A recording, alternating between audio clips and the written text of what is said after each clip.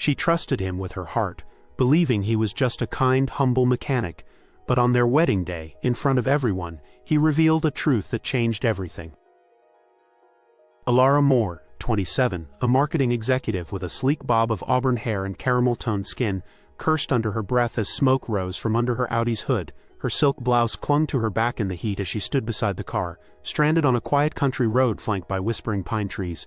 She had no signal and no help, until a dusty pickup truck rolled up behind her.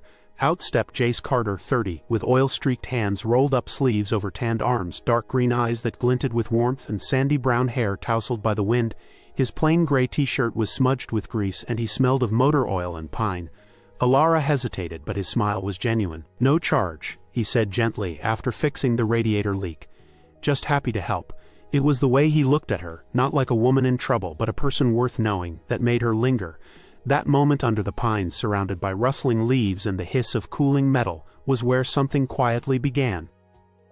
After the roadside encounter, Alara couldn't shake the image of Jace's easy smile and the warmth in his eyes. A few days later, her curiosity, or maybe something more, drew her to the modest garage in the sleepy town of Marlowe's Creek. It was tucked behind a bakery, its weathered sign reading Carter's Auto Works in faded blue paint. She pretended it was just a follow-up. "Thought I should say thanks properly," she said, holding out a takeout tray with 2 coffees. Jace looked surprised but pleased. "Most people just leave a review online," he said with a chuckle. What started as casual conversation about engines and iced lattes turned into something deeper. Alara learned Jace had grown up in foster homes, that he fixed bikes as a teenager and never went to college, but he spoke about machines the way poets spoke about love, tenderly and with awe. Over the next few weeks, Alara found excuses to stop by. Her headlight flickered, her brakes squeaked, but really she just wanted to talk, and Jace always made time for her. They shared laughter over greasy hands and stories over toolboxes. Friendship sparked like flint against steel, steady and sincere, but something in his gaze hinted at more, something he wasn't saying. One Friday evening, Jace invited her to stay after closing. "You've seen this town by daylight," he said, "but Marlowe's Creek under the stars, that's different." They drove up a hillside near the outskirts where the town lights disappeared and the stars revealed themselves like scattered diamonds. Jace brought an old quilt and a thermos of cocoa. They lay on their backs, shoulders brushing, silence comfortable between them. "I like the quiet," Jace said. "Out here you can breathe." Alara glanced at him, the soft starlight revealing a tenderness in his face she hadn't seen before. "You ever think about leaving this place?" she asked. He was quiet for a long moment. "I did, once, but sometimes you have to stop running." That response lingered with her. What had he run from? When she leaned her head on his shoulder, he didn't move. They didn't kiss. They didn't speak more that night. But something passed between them that changed everything, not quite a confession, but close. She drove home that night with a full heart and a lingering question. Who was Jace Carter, really? In the following weeks, their connection deepened. Jace started calling Alara before she called him. They had long breakfasts at the diner, playful arguments about music, and quiet evenings at the garage, listening to jazz on his crackly old radio. Yet Alara noticed something strange. Jace never talked about his past beyond vague childhood memories. He didn't have social media. His apartment was spotless but impersonal. No family photos, no keepsakes. It was as though he'd carefully erased the trail behind him. One afternoon, Alara stopped by the garage early. She caught Jace on the phone, speaking in low tones with someone named Mr. Langford. His voice was different, more clipped, more businesslike. When he noticed her, he smiled as if nothing had happened. Just ordering a part. But Alara felt it. A tiny fissure in his carefully crafted facade. That night she lay awake wondering, was he hiding something painful or something dangerous? Despite the questions, she couldn't bring herself to walk away. He had become her comfort, her constant. But love, she knew, should not live alongside uncertainty. Still, she clung to what they shared, hoping trust would bloom in time. Alara never intended to snoop. But one rainy evening, while waiting for Jace to return from a supply run, her curiosity got the better of her. She was browsing through books on his shelf when her hand brushed against something behind a row of dusty manuals. It was a leather briefcase, polished, expensive, and clearly out of place in the humble apartment. Her heart pounded as she opened it. Bundles of crisp $100 bills, stacks of documents she didn't recognize, and tucked beneath them, an ID card with a different name. James Calderon. She froze. By the time Jace returned, Alara was already gone. Jace arrived to an empty apartment, Alara's umbrella still dripping near the door. He knew. He sank onto the couch, fingers threading through his hair, heart heavy with regret. He never wanted her to find out this way. But he also feared what would happen if he told her the truth, that he wasn't just Jace Carter, a simple mechanic, but James Calderon, heir to a private estate and founder of a secret philanthropic fund helping orphans across the country. He had fled that life to become someone real, someone unchained by expectations.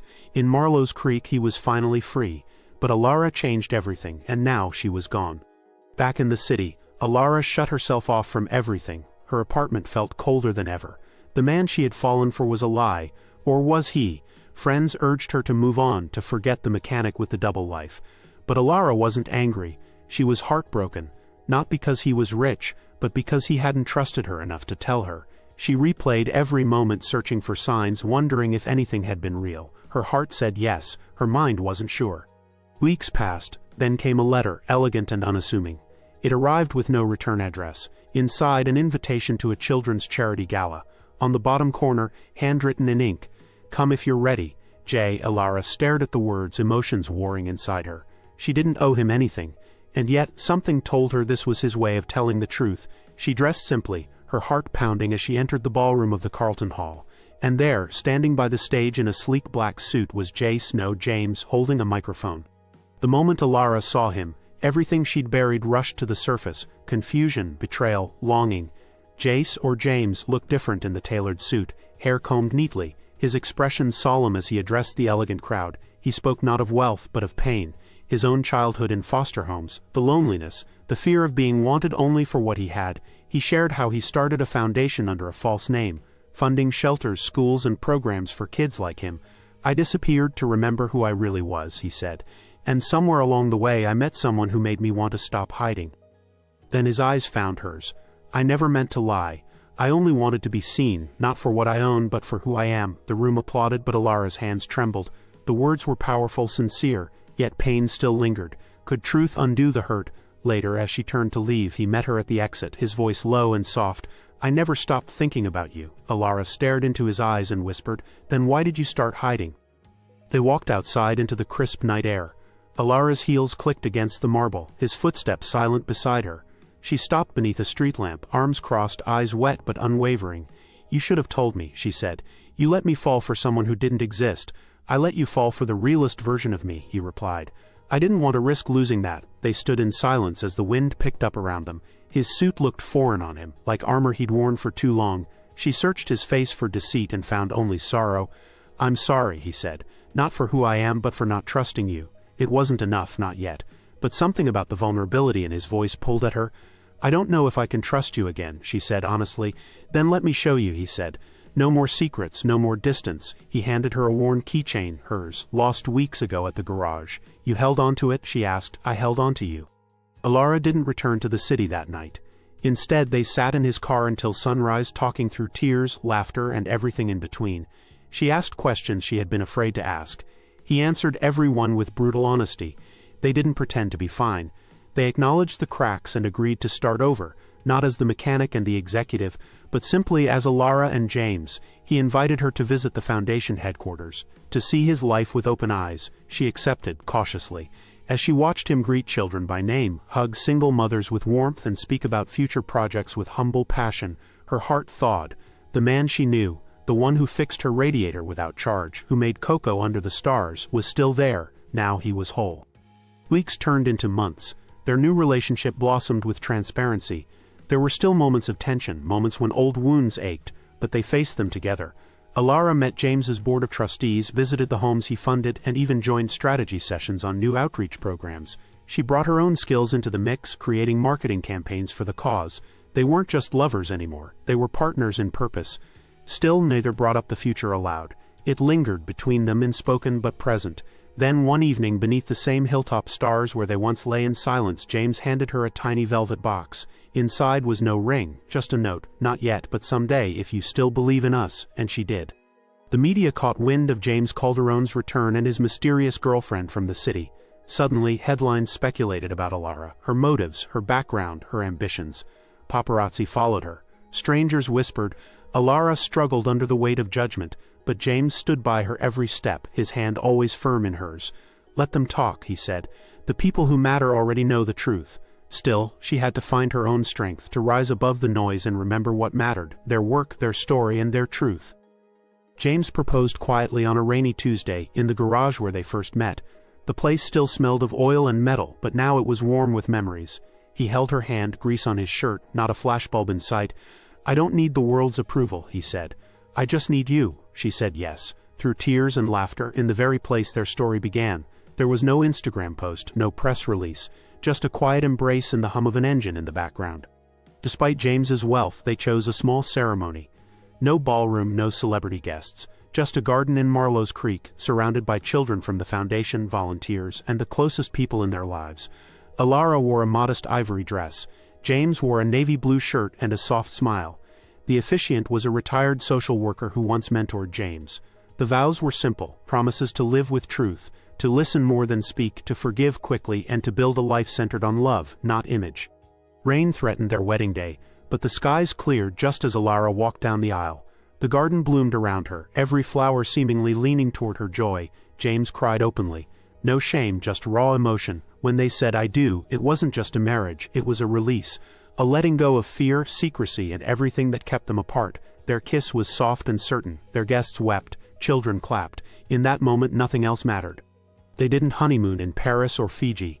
Instead, they took a month off to visit every foundation site together.